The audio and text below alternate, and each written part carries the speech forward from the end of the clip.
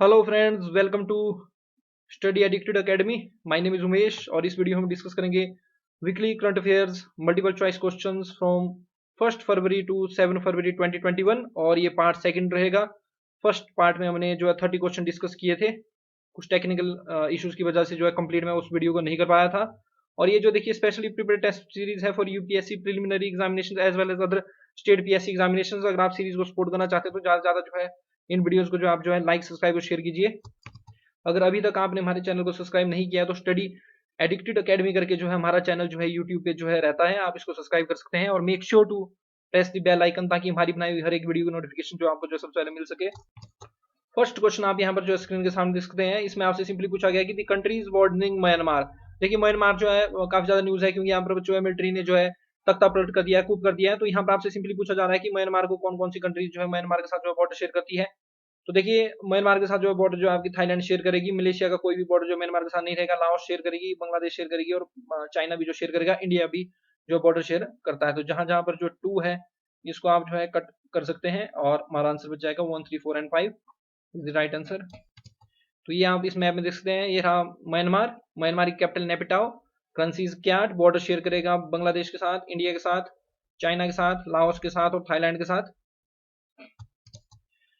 India, China और Myanmar में जो है एक आपका जो है यहाँ पर जो ट्राइप पॉइंट जो रहता है अरुणाचल प्रदेश में, ये जो पॉइंट आप देख रहे हैं यहाँ पर आपको देखने को मिलेगा डीपू पास, बहुत ही इंपॉर्टेंट है, ट्राइप पॉइंट पर रहेगा ये आपके।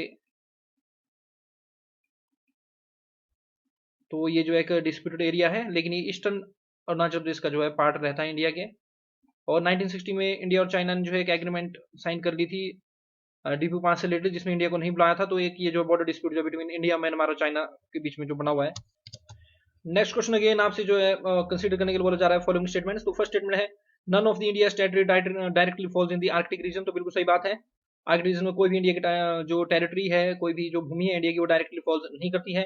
तो जहां पर वन नहीं है उसको हम काट सकते हैं क्योंकि यहाँ पर आपसे करेक्ट पूछा जा रहा है। सेकंड स्टेटमेंट है changes in Arctic will have an effect on the India's weather condition and monsoon pattern. बिल्कुल सही बात है, अगर आर्कटिक में कुछ चेंजेस होता है तो उससे जो है हमारे वेदर जो हमारा यहाँ पर जो मौसम रहता है उसके ऊपर जो इफेक्ट पड़ता है। तो सेकंड भी ठीक हो जाएगा, तो जहां पर टू नहीं है उसको हम काट देंगे।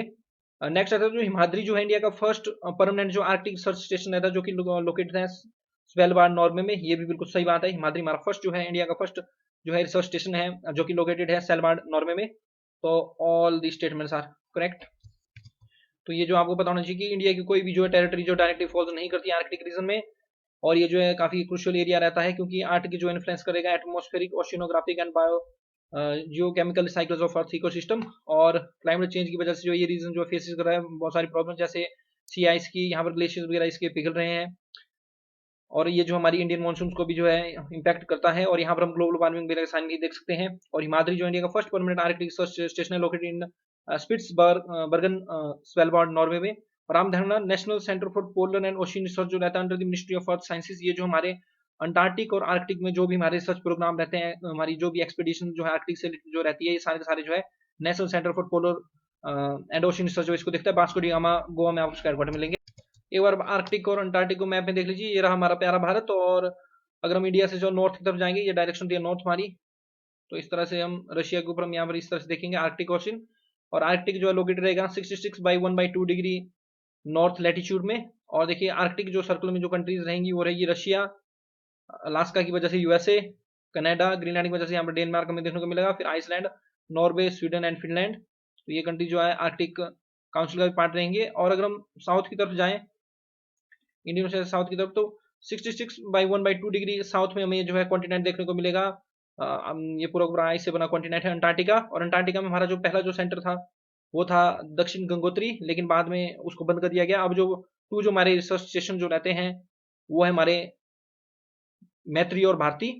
और ये जितने भी रिसर्च स्टेशन है, चाहे अंटार्कटिका के चाहे आर्कटिक के, जो भी हमारे मिशन आर्कटिक और अंटार्कटिक में रहेंगे उसको जो है national centre for polar and ocean research जो रहता है इंडिया का, वो जो उनको मैनेज और एडमिनिस्टर करता है। तो ये आप विकिपीडिया कटआउट भी देख सकते हैं। National centre for polar and ocean research जो रहता है ये जो under the ministry of earth sciences के अंडर वर्क करेगा। और वास्को डी गामा में आपको हेडक्वार्टर देखने को मिलेंगे। मिनिस्ट्री ऑफ अर्थ साइंसेज में ये जो है हमारे जो है वर्क करता है। और 25 मई 1998 में इंस्टीट्यूट हुआ वास्को डी गामा, गोवा में इसके हेडक्वार्टर आपको देखने को मिलेगा। डॉक्टर एम रविचंद्रन जो है इसके आज की डेट में जो है डायरेक्टर है।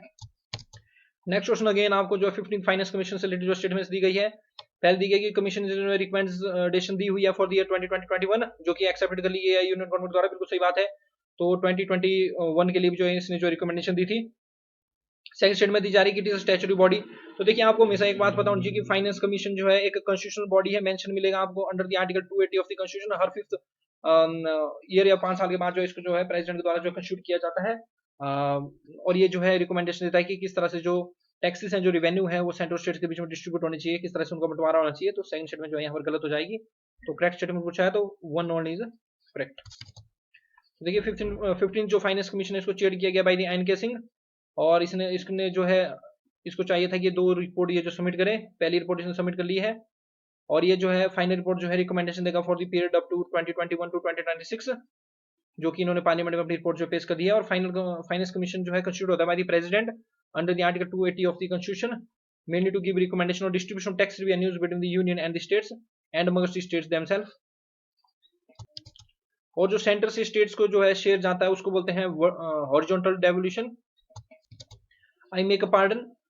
एक होती है देखिए वर्टिकल डेवोल्यूशन टैक्सेस की, एक होती है हॉरिजॉन्टल डेवोल्यूशन। तो मैंने आपको पहले समझाया था। मान लीजिए कि सेंट्रल जो है हमारी सेंट्रल गवर्नमेंट जो है हमारी 100 रुपीज जो है टैक्स के थ्रू जो है अगर कमा रही है, तो उसमें से कितना परसेंटेज जो है सभी स्टेट्स को दिया जाएगा। सभी स्टेट्स और यूटीज का रिस्पेक्टिव जो पूरा जो शेयर जो उसमें रहेगा उसको बोल देंगे वर्टिकल डेवोल्यूशन। अब मान लीजिए सभी स्टेट्स और ड्यूटी का इतना शेयर रहेगा। अब रिस्पेक्टिव अब डिफरेंट स्टेट्स का मान लीजिए 100 में से देखिए 41% जो शेयर है वो स्टेट्स को जो है 15 फाइनेंस कमीशन ने रिकमेंड किया हुआ है, और 1% जो है यूटीज ऑफ जो लद्दाख है और जे.एंड.के है उनके लिए रखा हुआ है। अब इसमें से ये जो 41% ये जो शेयर स्टेट को गया, अब इसमें से 41 रुपीज में से कितना जो है डिफरेंट स्टेट्स का जो इसमें जो शेयर रहेगा उसको बोल देंगे फिर हॉरिजॉन्टल डेवोल्यूशन।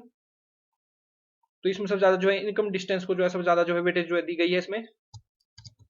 नेक्स्ट क्वेश्चन देखिए, स्टेटमेंट दी गई है आपसे आपको जो है आदि महोत्सव से रिलेटेड। तो पहली चीज जो आदि महोत्सव से रिलेटेड आपको पता होनी चाहिए, ये जो है मिनिस्ट्री ऑफ ट्राइबल अफेयर्स के द्वारा जो है ऑर्गेनाइज किया जाता है।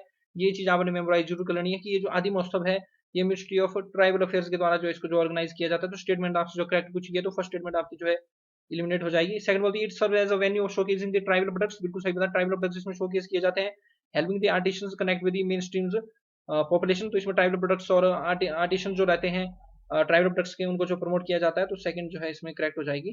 तो राइट आंसर हो जाएगा बी।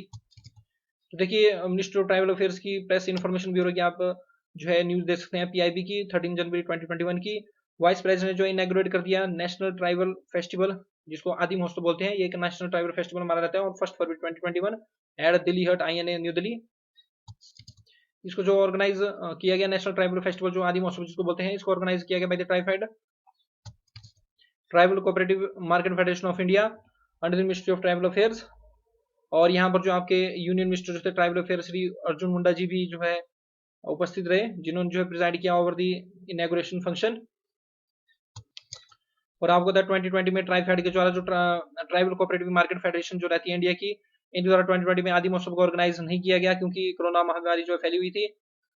और हमें ये भी पता होना चाहिए कि जो ट्राइब जो रहती हैं, जो जनजातियां जो रहती है वो 8% ऑफ अवर कंट्री की पॉपुलेशन को कवर करती हैं, और सबसे among the most disadvantaged section जो रहते हैं सोसाइटी के। और इनमें जो है नेचुरली सिंप्लिसिटी रहेगी, इनकी क्रिएशन रहेगी, और टाइमलेस अपील रहते हैं। वाइड रेंज ऑफ हैंडीक्राफ्ट, हाथ से बनी हुई चीजें ये जो बनाते हैं, hand woollen, cotton, silk fabrics, wool, metal craft, terracotta, bead work, all need to be preserve and promote. और इसको जो है प्रिजर्व और प्रोमिट करने की जरूरत है। बीड में तो होता है मोती, तो मोती वगैरह से ये जो है ऑर्नामेंट्स जो ये बनाते हैं, और अपना इनका जो है डिस्टिंक्ट कल्चर रहता है। और देखिए ट्राइफेड के बारे में आपको बताना चाहिए, विकिपीडिया की कटआउट है। Tribal cooperative market federation of India जो है एक नेशनल लेबर कोऑपरेटिव बॉडी है। ये जो administrative minister of tribal affairs के अंडर रहेगी। ये 1984 में जो स्टैब्लिश हुई है, और ट्राइबल पीपल्स को जो एम्पावर करने के लिए जो है ये क्या करती है कि प्रोक्यूरमेंट करती हैं ट्राइबल आर्ट और क्राफ्ट आइटम्स। और 1990 से इन्होंने जो है ये जो है रिटेल आउटलेट भी जो इनकी जो शुरू कर ली थी अंडर ट्राइब इंडिया प्रोग्राम के तहत। हेडक्वार्टर आपको इनके न्यू दिल्ली में देखने को मिलेंगे। फॉर्म हुई थी 1997 में, और चेयरमैन है इसके मिस चंद्र मीना। नेक्स्ट क्वेश्चन देखिए, बहुत ही ट्रिकी सा और बहुत ही इंपॉर्टेंट क्वेश्चन। इस तरह क्वेश्चन आप यूपीएससी या स्टेट पीएससी में एक्सपेक्ट कर सकते हैं। इसमें आपको बोला जा रहा है कि arrange the following factors in descending order. Descending order का मतलब होता है सबसे पहले सबसे बड़ा, उसके बाद उससे छोटा, उससे छोटा। और असेंडिंग ऑर्डर का मतलब है पहले छोटा, फिर बड़ा, फिर उससे बड़ा। तो डिसेंडिंग ऑर्डर में बोला तो सबसे बड़ा जो देखना है इनफॉर्मूला हॉरिजॉन्टल डेवल्यूशन ऑफ फंड्स, तो जो हॉरिजॉन्टल डेवल्यूशन मतलब डिफरेंट स्टेट्स के बीच में सेंटर शेयर्स क्या रहेगा, डिफरेंट स्टेट्स को जो है सेंटर टैक्सेस का कितना जो है शेयर दिया जाएगा, ये इसमें तय किया जाता है adopting the 15th finance commission. देखिए 15th फाइनेंस कमीशन में जो है 6 फैक्टर्स को इन्होंने ध्यान में रखा हुआ है। सबसे पहले है tax and physical efforts. Tax और फिजिकल एफर्ट्स को इन्होंने जो है सबसे कम वेटेज दी हुई है 2.5%। फिजिकल एफर्ट्स का मतलब जो अपनी मतलब फिजिकल डेफिसिट को जो है जो कम कर पा रहे हैं, अच्छा फिजिकल परफॉर्मेंस जिनका रहता है। उसके बाद है इसमें फॉरेस्ट एंड इकोलॉजी, फॉरेस्ट और इकोलॉजी को इन्होंने वेटेज दी हुई है 10%। उसके बाद साउथर्न स्टेट्स की देखिए ऑब्जेक्शन के ऊपर जो है 15th फाइनेंस कमीशन ने जो है डेमोग्राफिक परफॉर्मेंस यानी कि जो पॉपुलेशन कंट्रोल करने में जो है काफी अच्छे कदम उठाए हैं, फैमिली प्लानिंग वगैरह जिन स्टेट में अच्छी चलाई गई है उनको 12.5% की वेटेज दी गई है, और पॉपुलेशन और एरिया दोनों को वेटेज दी गई है 15% की। और सबसे ज्यादा वेटेज है यहाँ पर इनकम डिस्टेंस की 45%। और इनकम डिस्टेंस का मतलब है जो सबसे ज्यादा इनकम वाली जो स्टेट है उससे अदर स्टेट्स की कितना इनकम डिफरेंस है उसको इनकम डिस्टेंस के रूप में लिया हुआ है, तो इनकम डिस्टेंस को वेटेज है 45%। तो देखिए डेमोग्राफिक परफॉर्मेंस को मैंने आपको पहले ही बात कर दी, इसको है 12.5% वेटेज। देखिए ऐसी चीज आपको याद होनी चाहिए एग्जामिनेशन में।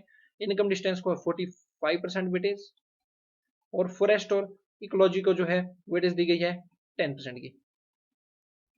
तो देखिए सबसे ज्यादा वेटेज है 3 को, तो सबसे पहले आएगा हमारे पास डिसेंडिंग ऑर्डर में 3 के बाद आएगा हमारे पास 1, और 1 के बाद आएगा 2, तो 3 1 2, तो 3 1 2 हमें देखने को मिलता है यहाँ पर डी ऑप्शन में। तो D option is the right answer. तो यहाँ पर स्क्रीन के सामने देख सकते हैं हॉरिजॉन्टल जो डेवल्यूशन है वो डिटरमाइंस करेगी ईच स्टेट्स का शेयर सेंट्रल टैक्सेस में depending upon their states performance in the weights assigned in the following criteria. तो सबसे कम जो वेटेज है वो टैक्स और फिजिकल एफर्ट्स को, यानी कि स्टेट्स ने कितना अच्छा कदम उठाया हुए हैं अपने फिजिकल डेफिसिट को मेंटेन करने में, तो इसकी वेटेज है 2.5%। इसके बाद एरिया को वेटेज असेंडिंग ऑर्डर में ही चलते हैं, तो इसके बाद हमारे पास आ जाएगा फॉरेस्ट एंड इकोलॉजी 10%। उसके बाद है डेमोग्राफिक परफॉर्मेंस 12.5%। फिर पॉपुलेशन और एरिया को वेटेज दी गई है 15%, और इनकम डिस्टेंस को वेटेज दी गई है 45%।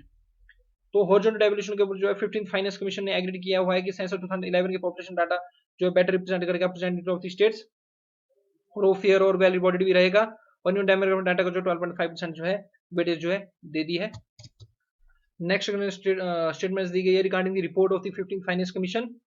तो अगर आपको टाइम मिले तो 15th फाइनेंस कमीशन की जो आप पूरी रिपोर्ट से पढ़ लीजिए। इसने जो देखिए रिकमेंड किया हुआ है vertical devolution at 41% from the divisible pool of taxes. तो बिल्कुल सही बात है, वर्टिकल डिवोल्यूशन जो इसने की हुई है, जो सभी स्टेट्स का जो शेयर रहेगा इसने 41% दिया हुआ है।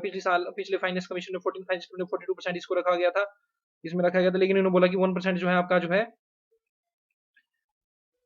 जम्मू एंड कश्मीर और लद्दाख जो यूटी है उनको जो दिया जाना है। तो रिस्पेक्टिव स्टेट्स और सेंटर के बीच में ये जो है टैक्सेस का ये बंटवारा करता है। और यूटीज जो देखिए ये जो होती हैं ये डायरेक्टली फंडेड होती हैं सेंट्रल गवर्नमेंट के द्वारा, तो जो सेंटर का जो शेयर रहेगा टैक्सेस से उसी के द्वारा ये फंडेड होंगी यूटीज।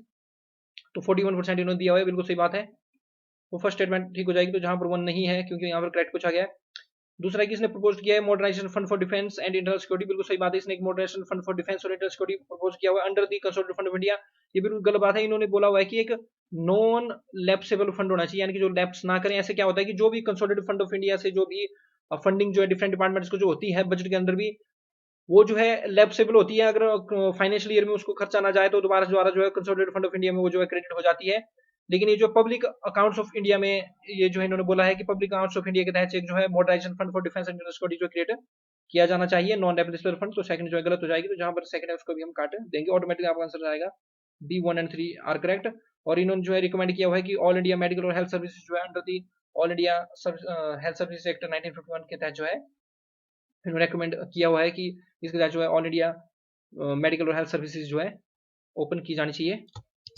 नेक्स्ट क्वेश्चन आप स्क्रीन के सामने देख सकते हैं। इसमें देखिए आपसे पूछा जा रहा है कि जो बजट जो है 2021-22 का इसने प्रपोज किया है कि सिंगल सिक्योरिटीज मार्केट कोड होना चाहिए। देखिए सिक्योरिटी मार्केट का जो रेगुलेटर हमारी कंट्री में दैट इज सेबी, और सेबी जो securities and exchange board of India है जो है आपको जो इसके चेयरमैन देखने को मिलेंगे। तो ये जो है सिक्योरिटीज मार्केट को जो है रेगुलेट करता है, जो भी म्यूचुअल फंड्स वगैरह होते हैं उन सबको ये जो है रेगुलेट करता है। और सेबी के आपको हेडक्वार्टर देखने को मिलेंगे मुंबई में। तो इसमें देखिए एक सिंगल मार्केट कोड की जो है बात की हुई है, जिसमें जो कंसोलिडेशन की जाएगी बहुत से एक्ट्स की इसके अंदर। इसमें आपको जो एक्ट जो देखने को मिलेंगे उसमें सबसे पहले रहेगा सेबी एक्ट 1992, फिर depositories act 1996, securities contracts regulation 1956 and government securities act 2007। इनको जो है कंसोलिडेट किया जाएगा। तो सेबी एक्ट जो है 1992 ये बिल्कुल सही बात है, इसको मिला दिया जाएगा। डिपॉजिटरीज एक्ट 1996 ये भी होगा। लेकिन pension fund and regulatory development authority act जो रहता है ये इसमें नहीं है, तो राइट आंसर जाएगा 1 एंड 2 ओनली आर करेक्ट। तो ये जो हमारे फाइनेंस मिनिस्टर निर्मला सीतारमन जी ने अनाउंस किया हुआ है कि सिंगल जो है हम जो है मार्केट कोड जो है लेके आएंगे, जिसमें कंसोलिडेट कर दिया जाएगा सेबी एक्ट 1992 को, depositories act 1996, securities contracts regulation act 1956, government securities act 2017 into rationalisation single security markets code. और देखिए सिक्योरिटीज जो होती है, ये डेफिनेशन आपको दी, सिक्योरिटीज जो है कि ट्रेडेबल फाइनेंशियल इंस्ट्रूमेंट्स है।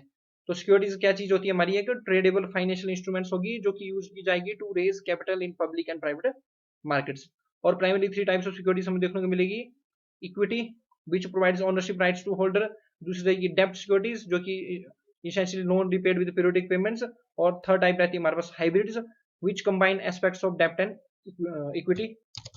नेक्स्ट क्वेश्चन आपसे जो है आसियान इंडिया हैकाथॉन के बारे में पूछा जा रहा है। देखिए आसियान जो है रीजनल इंटरगवर्नमेंटल ऑर्गेनाइजेशन है साउथ ईस्ट एशियन नेशंस की, जिसके 10 मेंबर्स हैं, इसको हम आगे डिस्कस करेंगे। तो देखिए जो आसियान इंडिया ये जो हैकाथॉन है, ये एक इनिशिएटिव है मिनिस्ट्री ऑफ एजुकेशन का। देखिए इस तरह से आपको पूरी मिनिस्ट्री का ही बताइए किसका इनिशिएटिव है, तो वहीं से एक स्टेटमेंट आपकी जो है आप ठीक है गलत उसको कर सकते हैं। तो ये करेक्ट स्टेटमेंट पूछी गया, तो जहां जहां पर वन है उसको आप काट देंगे। दूसरी रहती है कि ये जो हैकाथॉन है ये फोकस करेगा common ASEAN India challenges under themes of blue economy. Blue economy रहती है जो भी फिशरी हमारा सेक्टर है, सी फूड वगैरह हो गया, उससे रिलेटेड जो सेक्टर है that is blue economy and education से रिलेटेड। तो बिल्कुल सही बात है। और आपने एक बात जरूर याद रखनी है, आसियान इंडिया जो हैकाथॉन है ये मिनिस्ट्री ऑफ एजुकेशन इसको जो ऑर्गेनाइज करती है। तो राइट आंसर हो जाएगा हमारे पास B, second one is correct. तो ये देख सकते हैं आप पीआईबी की कटआउट मिनिस्ट्री ऑफ एजुकेशन की फर्स्ट, और ये जो है इंपॉर्टेंट इसलिए हो जाता है कि फर्स्ट आसियान इंडिया हैकाथॉन जो है 2021 कंक्लूड हुई रिसेंटली, और ये फर्स्ट थी इन दी सीरीज। ध्यान रखना 2021 में अभी तक जो है फर्स्ट आसियान इंडिया जो है हैकाथॉन हुई। और आसियान क्या है, association of south east Asian Nations, 10 countries में रहेगी। जकार्ता इंडोनेशिया में इसका हेडक्वार्टर 1967 में फॉर्म हुई थी। 10 कंट्रीज को हम मैप में लोकेट करेंगे। तो ये जो आसियान इंडिया जो हैकाथॉन है ये वेल अलाइंड है with the mission of APASTI 2016-25 of the ASEAN. तो ये जो अपास्ती है 2016 टू 2025, अपास्ती की फुल फॉर्म रहती है ASEAN plan of action on science technology and innovation. ये ध्यान रखना। और अपास्ती जो प्लान है ये जो है इसको 2016 टू 2025 इसकी जो है टाइम लाइन हमें देखने को मिलती है। तो आसियान का ध्यान रखना एक रीजनल जो है कि इंटर गवर्नमेंटल जो है ऑर्गेनाइजेशन रहेगी। ये कंप्राइज करेगी 10 countries in south east Asia, और फुल फॉर्म है इसकी association of south east Asian Nations. और ये जो है इंटर गवर्नमेंटल प्रमोशंस और फैसिलिटेट करेगी economic, political, security, military, education, social culture interaction among its members and other countries. और बैंकॉक डिक्लेरेशन जो है 1967 ये से रिलेटेड रहती है। हेडक्वार्टर्स आपको इसके देखने को मिलेंगे जकार्ता इंडोनेशिया में, और 10 मेंबर्स इसके आप यहाँ देख सकते हैं। तो ये विकिपीडिया कटआउट आप देख सकते हैं आसियान की association of south east Asian nation. इसमें हम ध्यान रखना इसका जो हेडक्वार्टर है आपको जकार्ता में देखने को मिलेंगे। मोटो इसका रहेगा one vision, one identity, one community. और इंपॉर्टेंट चीज जो मैं आपको दिखाना चाहता हूँ ये रही 10 मेंबर स्टेट। 2 इसके ऑब्जर्वर पपुआ न्यू गिनी और तिमोर लेस्टे। आप ध्यान रखना इंडिया ना ही मेंबर है ना ही ऑब्जर्वर है, लेकिन एक बहुत इंपॉर्टेंट चीज जो इंडिया से रिलेटेड आपको बताना चाहिए, इंडिया जो एक डायलॉग पार्टनर है आसियान का along with US, UK and China. Secretary general है लिम जोक होए। तो 10 कंट्रीज जो आसियान की है उनको मैप में नोट कर लेते हैं। तो this is our loving India. तो यहाँ से हम ईस्ट की तरफ जाएंगे। फर्स्ट कंट्री यहाँ पर रहेगी म्यांमार, और म्यांमार जो है बिम्स्टेक की भी जो है पार्ट रहती है। Capital is Naypyidaw. फिर थाईलैंड कैपिटल बैंकॉक। फिर लाओस, लाओस की कैपिटल है आपकी वियंटियाना, और only landlord country in ASEAN countries. फिर कंबोडिया, कंबोडिया की कैपिटल फ्नोम, और वियतनाम, वियतनाम की कैपिटल आपको देखने को मिलेगी हनोई। फिर मलेशिया कैपिटल रहेगी कुआलालंपुर। फिर इसका Singapore, Singapore capital Singapore city. और इंडोनेशिया, इंडोनेशिया कैपिटल जो रहेगी जकार्ता, यहाँ पर इसका आउटकट मिलेंगे। और ये जो मैं आप कर्सर घुमा रहा हूँ ये अगेन ये मलेशियन टेरिटरी है, और यहाँ पर आपको देखने को मिला ब्रुनई। और उसके बाद Philippines, Philippines capital Manila, Manila में आपको एशियन डेवलपमेंट बैंक के हेडक्वार्टर मिलेंगे। नेक्स्ट क्वेश्चन आप देख सकते हैं यहाँ पर जो है अगेन कंसीडर करने को बोला गया आपको फॉलोइंग स्टेटमेंट्स। इसमें ये बोला जा रहा है कि लेंथ जो रहेगी इंडिया की लैंड बॉर्डर की विद म्यांमार वो जो मोर है देन विद नेपाल। देखिए गलत हो जाएगी स्टेटमेंट, क्योंकि नेपाल के साथ जो हमारा बॉर्डर है वो जो है 1751 किलोमीटर का है, जबकि म्यांमार के साथ हमारा बॉर्डर जो है 1643 किलोमीटर का है। तो देखिए इस तरह के फैक्ट्स आपको बताना चाहिए, इस तरह से एग्जामिनेशन में क्वेश्चन आ सकते हैं। तो फर्स्ट स्टेटमेंट जो है ये गलत हो जाएगी। दूसरा बोला गया कि इंडिया की जो एक integrated check post at Moreh in Manipur for ease of travel and trade with Myanmar. तो सेकंड स्टेटमेंट जो है ठीक हो जाएगी, एक चेक पोस्ट आपको मोरे में देखने को मिलेगी। और करेक्ट स्टेटमेंट पूछी गया तो सेकंड ओनली इज करेक्ट। तो इंडिया की देखिए टोटल 15,006.7 किलोमीटर का जो लैंड बॉर्डर रहेगा, और कोस्ट लाइन जो है 7,516.6 किलोमीटर की रहेगी। देखिए लॉन्गेस्ट बॉर्डर जो है इंडिया का जो बांग्लादेश के साथ रहेगा 4,096.7 किलोमीटर। उसके बाद चाइना 3,488 किलोमीटर। उसके बाद पाकिस्तान 3,323 किलोमीटर। उसके बाद नेपाल 1,751 किलोमीटर। फिर म्यांमार 1,643 किलोमीटर। भूटान 699 किलोमीटर, और अफगानिस्तान 106 किलोमीटर, टोटल लेंथ है 50,106 किलोमीटर। और मोरे लोकेट जो रहेगा 39 में, वहां पर जो इंडियन म्यांमार बॉर्डर के ऊपर जो है चेक पोस्ट जो है, इंटीग्रेटेड चेक पोस्ट जो हमें यहाँ पर जो देखने को मिलती है। नेक्स्ट क्वेश्चन सिंपली आपसे पूछा जा रहा है कि कौन जो है चेयर्स करता है या कौन जो है चेयरमैन है आपके national expert group on vaccine administration for covid, national expert group for vaccine administration for कोविड-19। तो इसके देखिए ना पीएम चेयरमैन है, ना हेल्थ मिनिस्टर है, ना कैबिनेट सेक्रेटरी है। मेंबर हेल्थ जो रहेंगे, हेल्थ से रिलेटेड जो मेंबर जो रहते हैं नीति आयोग में, वो उसको जो चेयर करते हैं of national expert group on vaccine administration for कोविड-19। देखिए पीआईबी कटआउट आप देख सकते हैं 12 अगस्त 2020 की।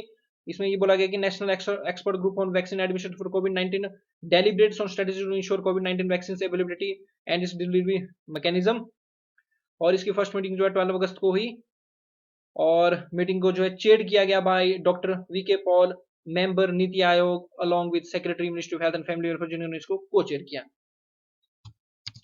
नेक्स्ट क्वेश्चन देखिए एरो इंडिया शो से रिलेटेड जो आपसे जो है कुछ स्टेटमेंट्स पूछी जा रही है। देखिए 13th एडिशन जो हमने रिसेंटली जो एयर इंडिया शो की जो बेंगलुरु में देखी, आपने एक चीज ध्यान रखनी, एरो इंडिया हो गया ये एक बाईएनुअल जो है एक शो होता है, 2 साल में एक बार ही होता है। उसी तरह Indian state of forest report जो कि फॉरेस्ट सर्वे ऑफ इंडिया के द्वारा जो है पब्लिश की जाती है, तैयार की जाती है under the ministry of environment, forest and climate change, ये भी बाईएनुअल रहती है, 2 साल में एक बार इसको तैयार किया जाता है। तो फर्स्ट स्टेटमेंट जो रहती है कि एक एनुअल एग्जीबिशन है, ये खुद ही गलत हो जाएगी। अगर यहाँ पर बाईएनुअल होता तब ये ठीक होनी थी, और ये बिल्कुल सही बात है कि मिनिस्ट्री ऑफ डिफेंस के अंडर होती है, लेकिन एनुअल इसको जो है गलत बना दे रहा है स्टेटमेंट को। एनुअल का मतलब है हर साल ही होती है, लेकिन हर साल ये नहीं होती है, ये 2 साल में एक बार होती है। और इसमें दूसरी स्टेटमेंट बोली गई कि इंडियन कंपनी जो है एग्जिबिट मतलब प्रदर्शनी नहीं कर सकती है प्रोडक्ट्स डेवलप्ड आउटसाइड इंडिया। ये बिल्कुल सही बात है, इंडियन कंपनीज को चाहिए कि वो इसमें जो सिर्फ इंडिजिनस प्रोडक्ट्स की ही एग्जीबिशन करें एट एरो इंडिया। तो सेकंड स्टेटमेंट इसमें करेक्ट हो जाएगी, पूछी गई है करेक्ट आपसे, तो बी ऑप्शन इज करेक्ट। तो पीआईबी की कटआउट आप देख सकते हैं 6 दिसंबर 2020 की। तो एरो इंडिया जो 2021 biannual air show and defence exhibition जो ऑर्गेनाइज होती है मिनिस्ट्री ऑफ डिफेंस के द्वारा, ये शेड्यूल्ड है 3 to 7 फरवरी 2021 की जो मनाया गया एयरफोर्स स्टेशन यालहांका बेंगलुरु में। और एयर इंडिया जो है लार्जेस्ट एयर शो रहता है in Asia, take large number of exhibitors from world's leading industries in field of military and civil aviation. सेंट्री देखिए जस्टिस रोहिणी कमीशन जो है काफी ज्यादा न्यूज में था। सिंपली आपको जो आपने चीज मेमोराइज करनी है, जस्टिस रोहिणी कमीशन रहता है to examine the sub categorisation of the OBC other backward classes को जो है सब कैटेगराइजेशन करने से रिलेटेड। और 123rd जो कॉन्स्टिट्यूशनल जो अमेंडमेंट बिल है 2017 का, देखिए 123rd जो है कॉन्स्टिट्यूशनल अमेंडमेंट बिल है ये, और बाद में 102nd जो है कॉन्स्टिट्यूशनल अमेंडमेंट एक्ट आया 2018 में। इसने क्या किया कि आर्टिकल 338 बी जो है हमारे संविधान में जो ऐड किया, और national commission for backward classes को एक जो है कॉन्स्टिट्यूशनल स्टेटस जो है संवैधानिक दर्जा जो इसने जो प्रोवाइड किया। तो इंडियन एक्सप्रेस में देखिए न्यूज आई थी कि जनवरी 21 को जो है सेंटर ने एक्सटेंड कर दिया tenure of the commission to examine sub categorisation of the backward classes. देखिए तो इंडियन एक्सप्रेस ने खुद इसको जो ब्लू कलर से जो है हाईलाइट कर दिया ताकि बच्चों की चीज याद रहे। तो sub categorisation of OBCs headed by justice G Rohini, former जो है चीफ जस्टिस रहते हैं दिल्ली हाई कोर्ट के। और प्रेजेंटली हमारी कंट्री में हो गए हैं 25 हाई कोर्ट्स, लेटेस्ट हमें देखने को मिलता है तेलंगाना में। और हाई कोर्ट स्टेब्लिश होते हैं under article 214 of the constitution, और सुप्रीम कोर्ट स्टेब्लिश होता है under the article 124 of the constitution. और सुप्रीम कोर्ट सिट करता है हमारे न्यू दिल्ली में। और डिफरेंट कमिटीज का भी आपको बताना चाहिए। न्यू एजुकेशन पॉलिसी से रिलेटेड जो कमेटी है that is doctor Kasturi Rangan committee, Ashok Dalwai committee जो कंसर्न है to the developing the farmer incomes, Ranveer Singh committee criminal law reforms, Nandan Nilekani committee digital payments, और KV Kamath committee on structuring of loans infected by the कोविड-19 pandemic. Next देखिए मन की बात में पीएम मोदी जी ने बोला कि ये जो मोन शुगु है जो कि हैंडमेड पेपर है belongs to which of the following state duty. तो देखिए मोनपा ट्राइब के बारे में इससे पहले भी हम डिस्कस कर चुके हैं कि मोनपा ट्राइब जो आपको अरुणाचल प्रदेश में देखने को मिलेगी, और इनके द्वारा मोन शुगु ये हैंडमेड पेपर जो है बनाया गया है। तो राइट आंसर हो जाएगा इसमें अरुणाचल प्रदेश। अरुणाचल प्रदेश में आपको बहुत ही इंपॉर्टेंट नेशनल पार्क देखने को मिलेगा नमदापा, जो कि म्यांमार बॉर्डर के साथ है। तो यहाँ पे हम देख सकते हैं मोनपा जो रहता है हैंडमेड पेपर मोन शुगु, ये होता है for the bark of the tree Shugu, और इसकी काफी ज्यादा सेल जो बढ़ गई है। 1000 ईयर ओल्ड ये जो हेरिटेज ये मोनपा हैंडमेड पेपर है जो कि अरुणाचल प्रदेश में आपको देखने को मिलेगा। इसकी सेल काफी ज्यादा बढ़ गई है क्योंकि पीएम मोदी ने इसको जो है अपनी रेडियो प्रोग्राम जो रहते हैं इनकी मन की बात उसमें इसको मेंशन किया है। नेक्स्ट जो क्वेश्चन है आपसे पूछा जा रहा है कि इसमें स्टेटमेंट्स कंसीडर करनी है आपने regarding the square kilometre array project. तो देखिए स्क्वायर किलोमीटर अरे प्रोजेक्ट जो है international collaborative effort to build the world largest radio telescope with over a square kilometre of collecting area. ये बिल्कुल सही बात है, सब वर्ल्ड लार्जेस्ट रेडियो टेलीस्कोप इसमें बनाई जानी है। सेकंड स्टेटमेंट की हाल ने जो रहता है लद्दाख में one of the site hosting part of area है, बिल्कुल गलत बात है। साइट होस्टिंग जो साइट है इसमें जो एक आपकी अफ्रीकन है कैरो रीजन, अफ्रीकन का आपको जो है साउथ अफ्रीका का आपको इसमें जो कैरो रीजन देखने को मिलेगा, और ऑस्ट्रेलिया का जो है मुर्चिन मुर्चिसन जो रीजन रहेगा, मुर्चिसन शायर एरिया जो रहेगा ऑस्ट्रेलिया का, ये आपको देखने को मिलेंगे। तो सेकंड स्टेटमेंट गलत हो जाएगी, तो फर्स्ट वन इज करेक्ट। ये आप देखिए इंडियन एक्सप्रेस का जो है आर्टिकल देख सकते हैं।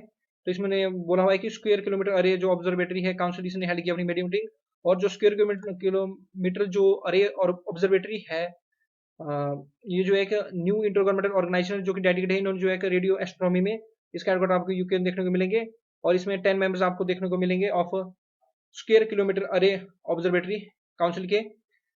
इसमें 10 मेंबर्स है, ऑस्ट्रेलिया, कनाडा, चाइना, और खुशी की बात यह है कि इंडिया में इसमें मेंबर है Italy, New Zealand, south Africa, Sweden और नीदरलैंड्स एंड यूके। और ये इसके जो दो मेन जो लोकेशन रहेगी इसकी रहेगी, एक South Africa Karoo region and western Africa Murchins Shire were chosen as a co-hosting location for many scientific and technical reasons from the atmosphere of the sites through the radio quietness which come from being some of the most remote location on earth। तो सबसे बड़ी एक radio telescope जो है इसमें जो build की जाएगी, एक आप फाइल फोटो इसका देख सकते हैं।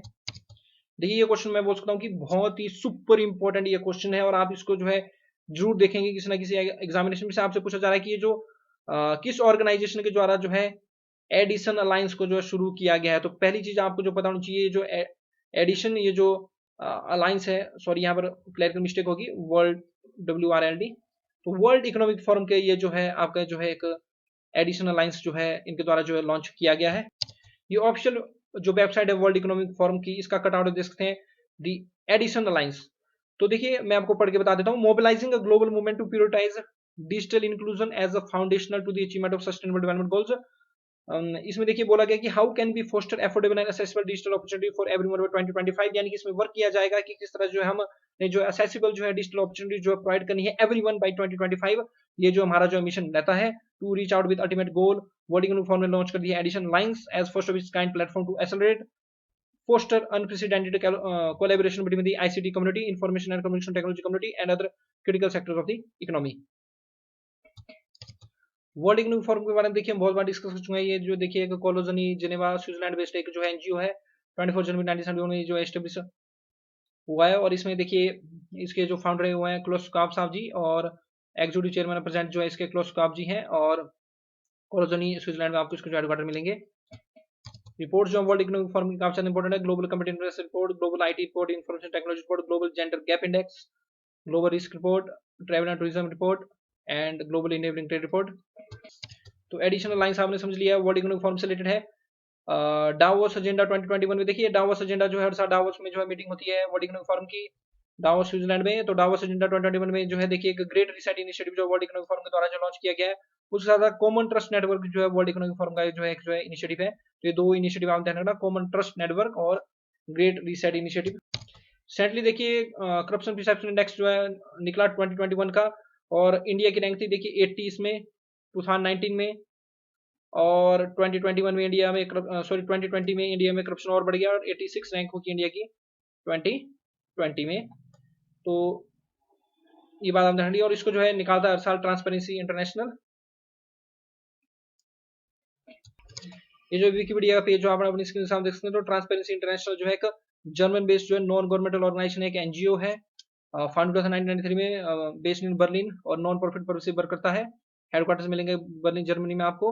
और इस इनके देखिए एक बहुत इंपॉर्टेंट इंडेक्स निकलता है इनका करप्शन परसेप्शन इंडेक्स, दूसरा रहेगा इनका ग्लोबल करप्शन बैरोमीटर।